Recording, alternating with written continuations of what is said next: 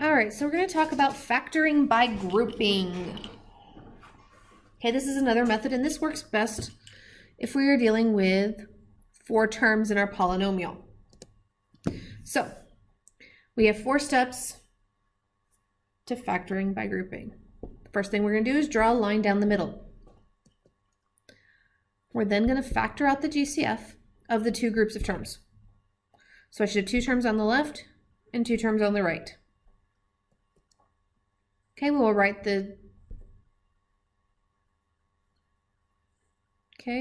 we will end up with something that's the same on both sides of that line. So we'll write that times our GCFs. And then we can always go back and multiply to check our work.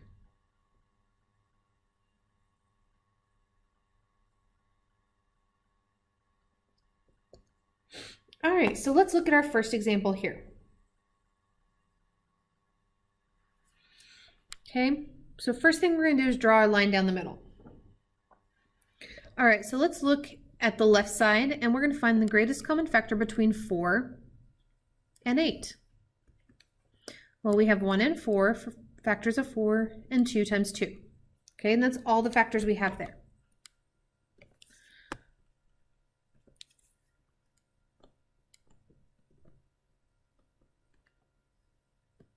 All right, for 8, we've got 1 and 8.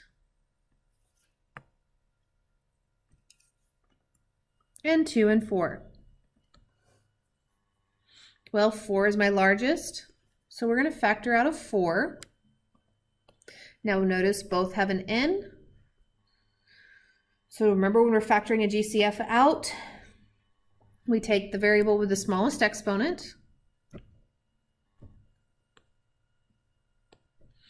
So 4n to the third divided by 4n squared gives me 1n, right? N to the third divided by n squared, that leaves me n to the first. And 4 divided by 4 is 1. Okay, we're going to divide 8n squared divided by 4n squared. So 8 divided by 4 is 2. N squared divided by n squared, well, anything divided by itself is 1. All right, so now let's look at factors of 5 and 10, which this is going to be fairly easy to pick out, right? Factors of 5 are 1 and 5. Factors of 10 are 1 and 10 and 2 and 5. So my GCF is 5. Now notice both of them are negative. So we're going to divide by a negative. So 5 divided by 5 gives me 1. We don't have any more n's to divide out, so we're good there. We're left with an n. And negative 10 divided by negative 5 is a positive 2.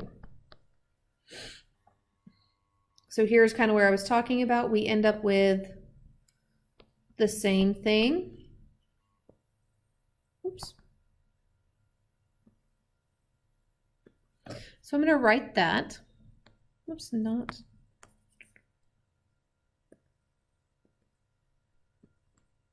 So n plus 2. Okay, and then I'm going to write my GCFs. So 4n squared minus 5n.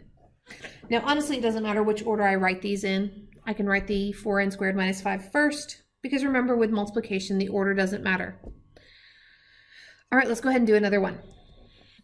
And I want you to pay attention when we do look at the same here. Okay. All right, so let's look at the greatest common factor of 6. Well, we get 1 and 6 and 2 and 3. And 2, well, its only factors are 1 and 2.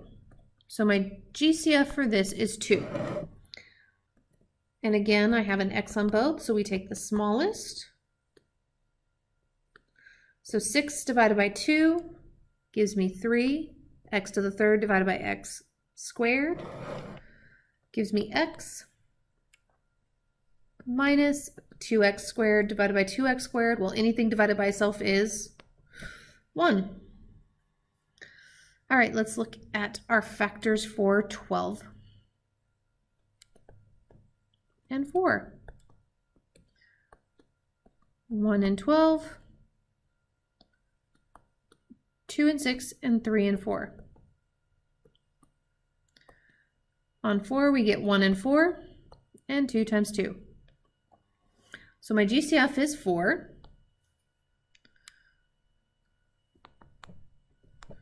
So, negative 12x divided by 4 gives me negative 3x. And 4 divided by 4 gives me 1. Well, now notice here, I've got 3x minus 1 in this first one over here on the left, and I've got negative 3x plus 1. So they're the same numbers, I just have opposite signs than what I need. So what happens if I take and make this 4 negative and divide that out? Well, negative 12 divided by negative 4 gives me a positive 3. And a positive 4 divided by a negative 4 gives me a negative 1. So now I have the same thing. So kind of watch that. If you end up with something that's identical but opposite signs, we can change the sign in the second one to make it negative, and then we should come out the same thing. All right, so we get 3x minus 1 times 2x squared minus 4, our same, times our GCFs.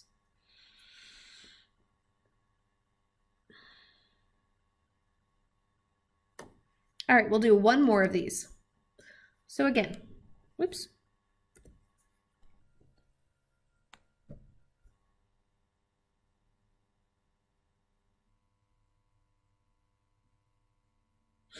All right, so let's look at factors of 6.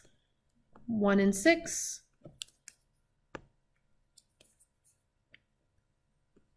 And 2 and 3.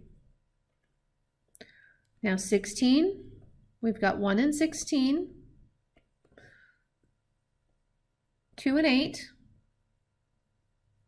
3 doesn't work, and 4 times 4.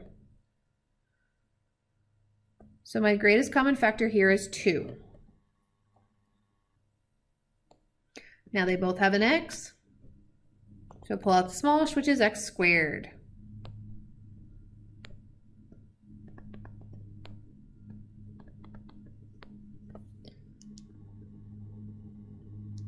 All right, so negative 6x cubed divided by 2x squared. Well, 6 divided by 2 is 3, so that's a negative 3. X cubed divided by x squared gives me x. 16 divided by 2 is 8. X squared divided by x squared, anything divided by itself is 1. All right, so now let's look at 15 and 40. And just by looking at it, I know they're both divisible by 5.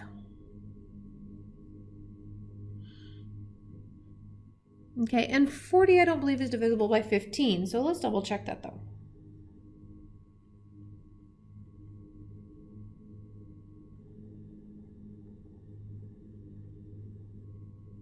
Nope, we get 2.6 repeating. So 5 is going to be my greatest common factor there. So 15 divided by 5 is 3x. And negative 40 divided by 5 is a negative 8. All right.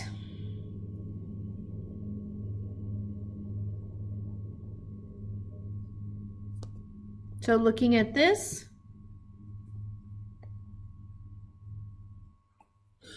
again, I've got opposite signs here. So I'm going to go ahead and make the 5 negative. I really could make the 2x negative as well, but we'll make the 5. And that just changes the sign in there. Our math was correct. The only thing changing is the signs. So we get negative 3x plus 8 times 2x squared minus 5.